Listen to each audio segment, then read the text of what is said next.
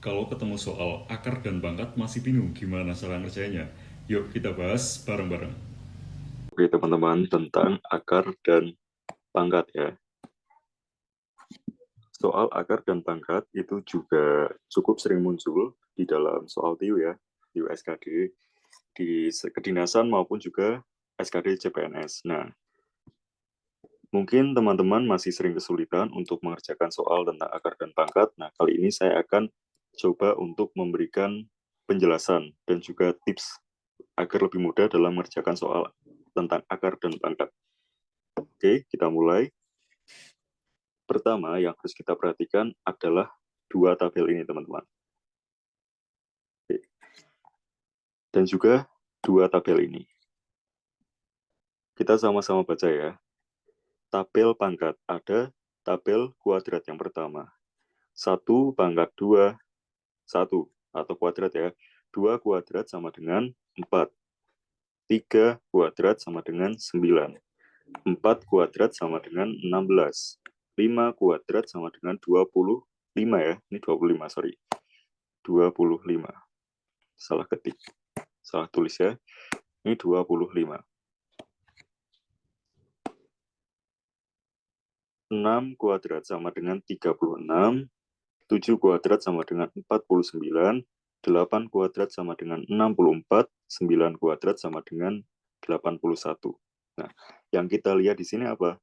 Yang kita lihat di sini adalah nilai yang ada di bagian belakang.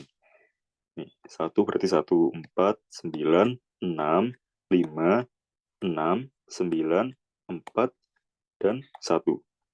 Yang kita perhatikan yang ada di bagian belakang. Angka yang ada di bagian belakang ya, teman-teman. Kita lanjut untuk pangkat kubik. 1 pangkat 3, 1. 2 pangkat 3, 8. 3 pangkat 3, 27.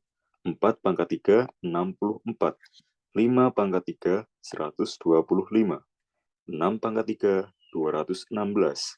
7 pangkat 3, 343. 8 pangkat 3, 512. 9 pangkat 3, 729. Sama dengan tabel kuadrat, pangkat kuadrat, di tabel pangkat kubik yang kita perhatikan juga angka yang terletak di bagian belakang. Nih, 9, 2, 3, 6, 5, 4, 7, 8, 1. Itu ya. Oke. Kita lanjut ke angka yang nilainya lebih besar. 10 kuadrat sama dengan 100. 20 kuadrat sama dengan 400. 30 kuadrat sama dengan 900. 40 kuadrat sama dengan 1600. 50 kuadrat sama dengan 2500. Kita lanjut ke tabel kubik atau pangkat 3. 10 pangkat 3, 1000. 20 pangkat 3, 8000. 30 pangkat 3, 27.000. 40 pangkat 3, 64.000. 50 pangkat 3, 125.000. Nah, sekarang pertanyaannya, apa perbedaan antara tabel yang atas ini dan juga tabel yang bawah? Bedanya apa? Bedanya itu, kalau tabel yang atas itu digunakan untuk menentukan angka belakang. Contohnya ini, untuk menentukan angka 9 ini, gitu. Angka belakang ya, angka belakang.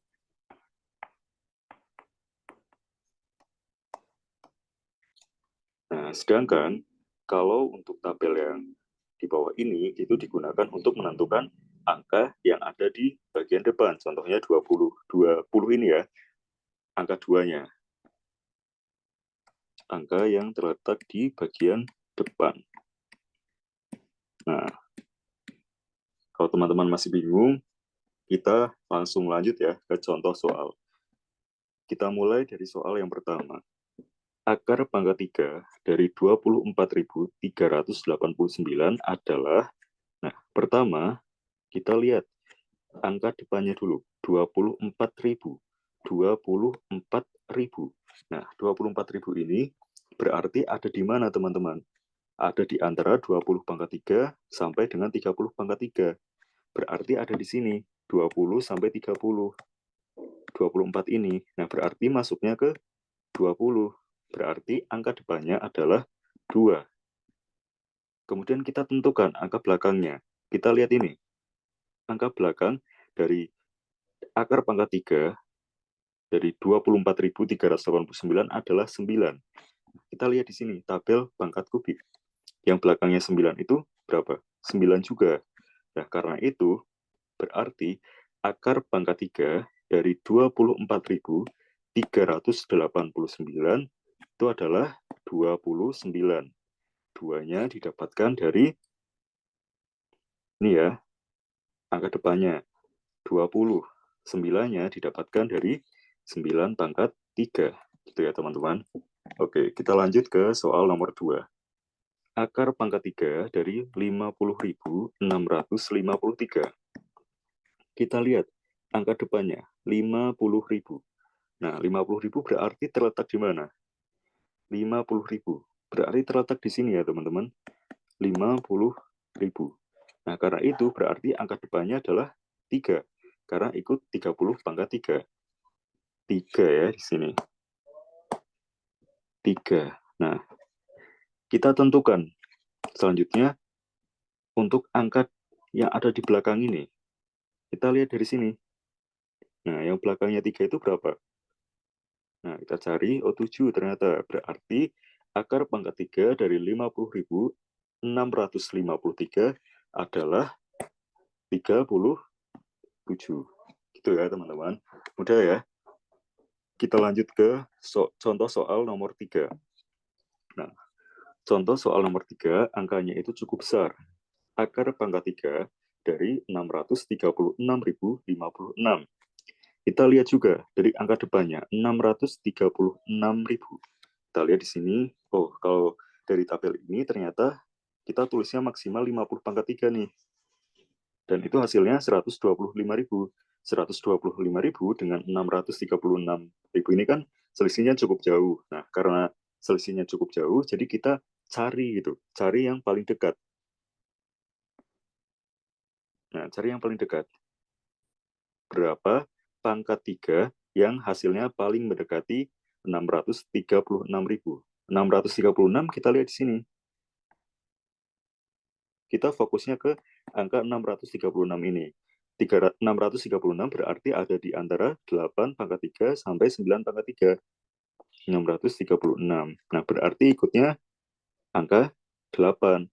Nah, karena itu angka 8 berarti menjadi angka yang terletak di depan dari akar pangkat 3 dari 636.056. Ya, 8. Nah, kemudian kita cari nih yang belakang, angka belakangnya berapa? Sama ya, 6. Kita cari yang belakangnya 6. 6 juga, berarti 86. Oleh karena itu, akar pangkat 3 dari 636.056 adalah 86. Itu untuk akar pangkat 3 ya. Di contoh soal nomor 4, kita mulai akan membahas akar pangkat 2. Teman-teman, jangan bingung ya kalau misalnya di sini nggak ada angkanya, berarti ini artinya akar pangkat 2. Kalau ini ada ya, akar pangkat 3. Tuh. Nah, gimana nih cara ngerjain kalau akar pangkat 2? Kalau akar pangkat 2, pertama kita bagi dulu, teman-teman. Bagi dulu, nih. Nah, itu ya. 96. Kita pikirkan nih, berapa pangkat 2 yang paling mendekati 96? Berapa, teman-teman? Yang paling mendekati 96 di antara 1 kuadrat, 2 kuadrat, 3 kuadrat, 4 kuadrat, 5 kuadrat, 6 kuadrat, 7 kuadrat, 8 kuadrat, 9 kuadrat. Paling mendekati 9 ya. Jadi angka pertama atau angka yang ada di depan itu adalah 9. Nah, kemudian di sini karena yang paling mendekati 9, 9 ini kita kuadratkan. Nah, ini. Kemudian apa? Kita kurangi, teman-teman. Kurangi 15. 96 dikurang 81 itu 15 ya. 15. Oke. Nah, Selanjutnya kita tentukan angka yang ada di belakangnya berapa nih? Kita lihat, yang belakangnya 4 itu angka berapa? Yang belakangnya 4, oh ternyata ada 2 dan juga ada 8. Berarti ini jawabannya 92 atau 98, teman-teman. Nah, seringkali untuk akar pangkat 2, kita itu bingungnya di sini menentukan, wah ini 92 atau 98 nih. Kita cari, caranya gimana? Caranya begini. Ini kan 15 tadi ya. Nah, 15 ini kita bandingkan dengan angka yang ada di depan. 15 dan 9 itu lebih besar mana? Lebih besar 15 kan? Nah, karena lebih besar 15, maka yang dipilih itu angka yang lebih besar di antara 2 dan 8 tadi. Yang lebih besar yang mana? 8 kan? Berarti akar pangkat 2 dari 9.604 adalah 98.